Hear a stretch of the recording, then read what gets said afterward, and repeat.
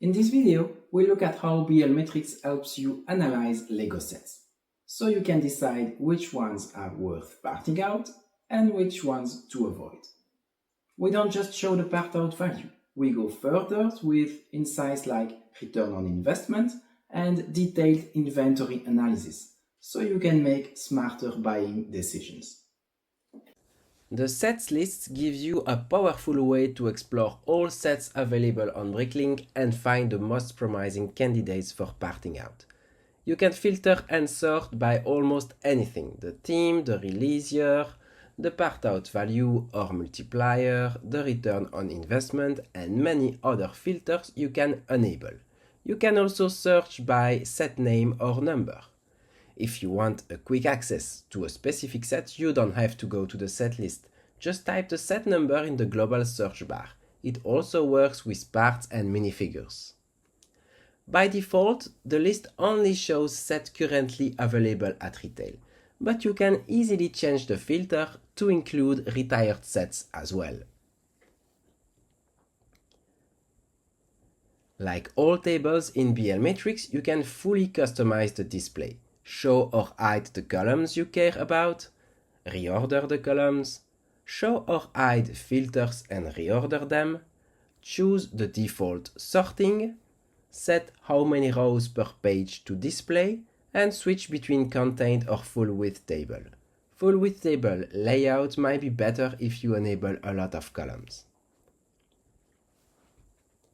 Clicking on any column header lets you sort by that column, so you can instantly bring the highest part out values or best multipliers to the top.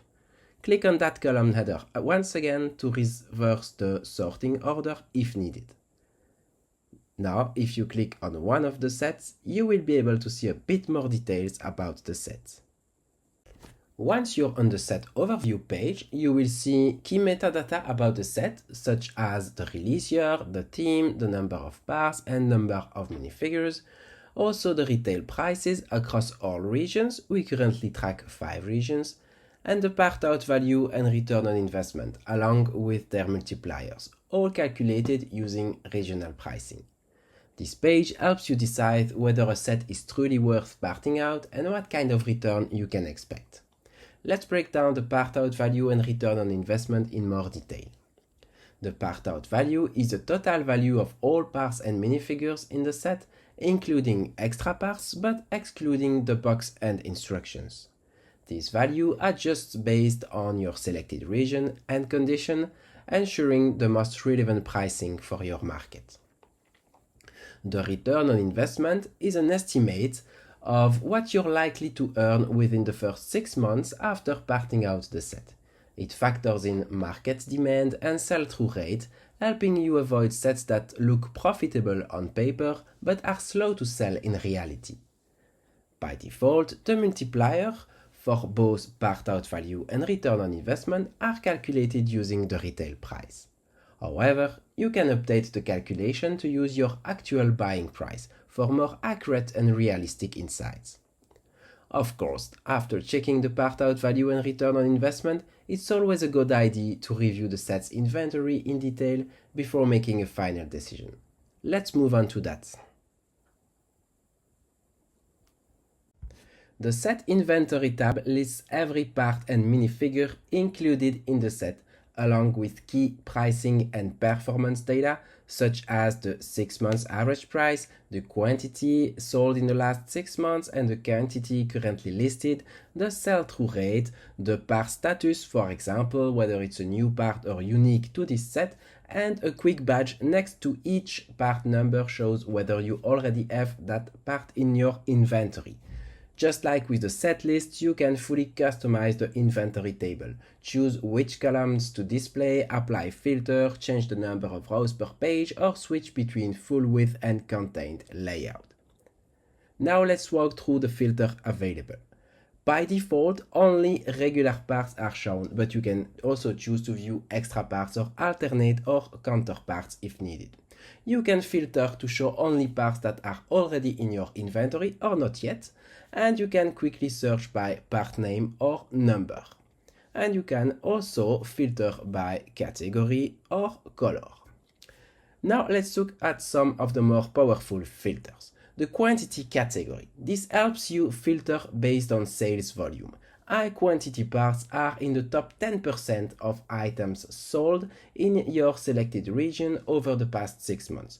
Low quantity parts are in the bottom 50%, and medium includes everything in between.